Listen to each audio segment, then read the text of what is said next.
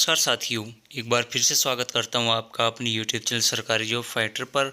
दोस्तों, आज मैं आपके लिए हरियाणा कौशल रोजगार निगम से जुड़ी दो बड़ी धमाकेदार अपडेट लेकर हाजिर हूं। हरियाणा कौशल रोजगार निगम साथियों, मुख्यमंत्री नायब सैनी ने हरियाणा कौशल रोजगार निगम के कर्मचारियों को बहुत बड़ा बम्पर तोहफा साथियों यहां पे दिया गया है।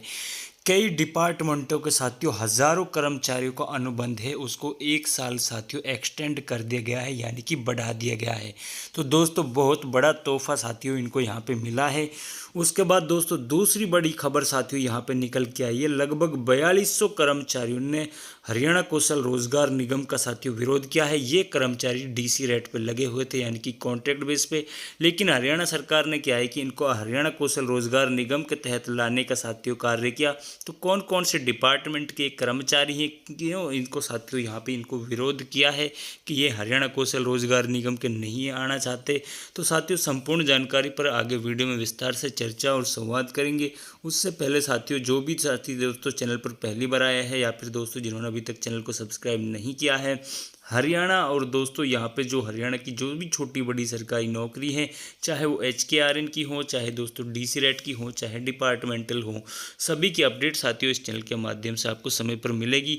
तो दोस्तों, सरकारी नौकरी आप चाहते हो तो जल्दी से चैनल को सब्सक्राइब करके बेल आइकन को प्रेस कर लें, ताकि सभी अपडेट आपको समय पर मिल सकें। तो दोस्तों, चलिए जल्दी से वीडियो में आगे बढ़ते हैं।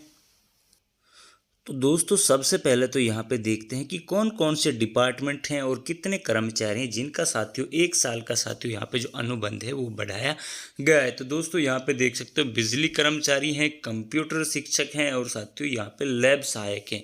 तो दोस्तों, इनका जो यहाँ पे अनुबंध है उसको 1 साल साथियों यहाँ पे बढ़ाने का कार्य किया है, जिसमें सरकारी स्कूलों में अनुबंध आधार पर। तो दोस्तों, यहाँ पे ये चीज़ आपको ध्यान रखनी है, ये यानी कि ये अनुबंध आधार पर यानी कि कॉन्ट्रैक्ट बेस पर लगे हैं, जिनमें 4200 कंप्यूटर शिक्षकों और लैब सहायकों का अनुबंध 1 साल के लिए साथियों यहाँ पे फिर से बढ़ा दिया गया है।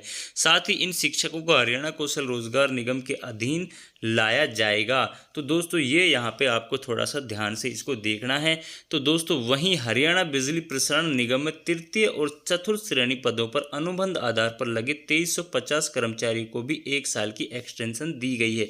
तो ये दोस्तों अभी तक क्या है कि हालांकि हरियाणा कौशल का भी जो साथियों यही रूल है, वो भी एक तरह से कॉन्ट्रैक्ट या DC रेट जॉब है, मतलब उनका 1 साल का, लेकिन वो हरियाणा कौशल रोजगार निगम के तहत है। और दोस्तों, वहाँ पर आपको ज़्यादा चांस ये रहते हैं कि यदि कोई वहाँ पे कम समय में भी कोई पक्का कर्मचारी आ जाता है तो दोस्तों उनको तुरंत हटा दिया जाता है, या उनका काम खत्म हो जाता है तो उनको हटा दिया जाता है। लेकिन दोस्तों, DC रेट के जो कर्मचारी हैं ये जल्दी से नहीं हटाए जाते हैं। ठीक है साथियों।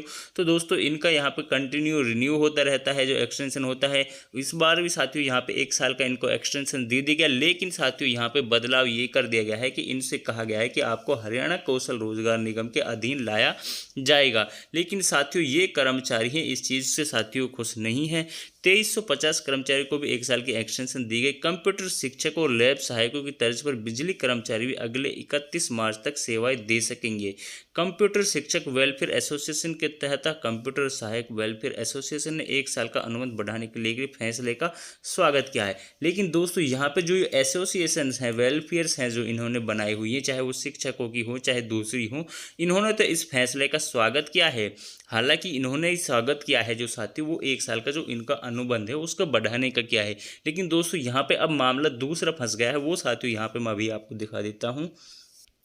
तो दोस्तों, जब इन कर्मचारियों से कहा गया कि आपको HKRN के अधीन लाया जाएगा, तो दोस्तों यहाँ पे इन्होंने विरोध शुरू कर दिया और दोस्तों ये पहुँच गए हैं हाई कोर्ट।